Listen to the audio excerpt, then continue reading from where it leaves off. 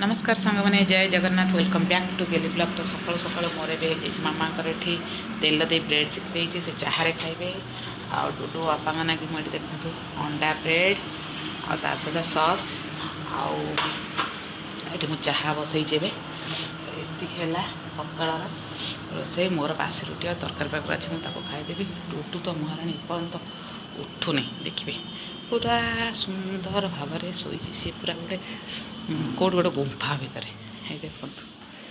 ता माँ ताको एमती खालुआ भितर ओई बबलू देखु से केमती शोची डुगु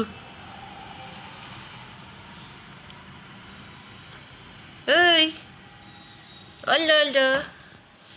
केमती शोची देख कमल हमल घोले केतेटा कमल से घोले देख ताको सबू जाक शीत निद जमा भांगुनी तार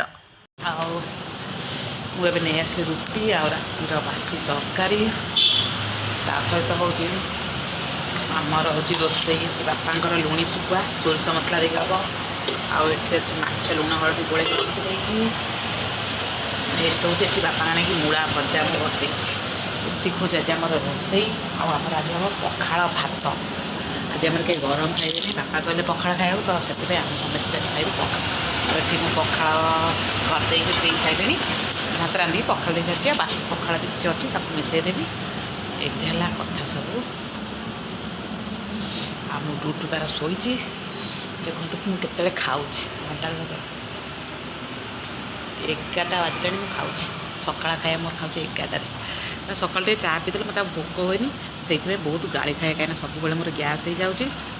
यह सब कथा।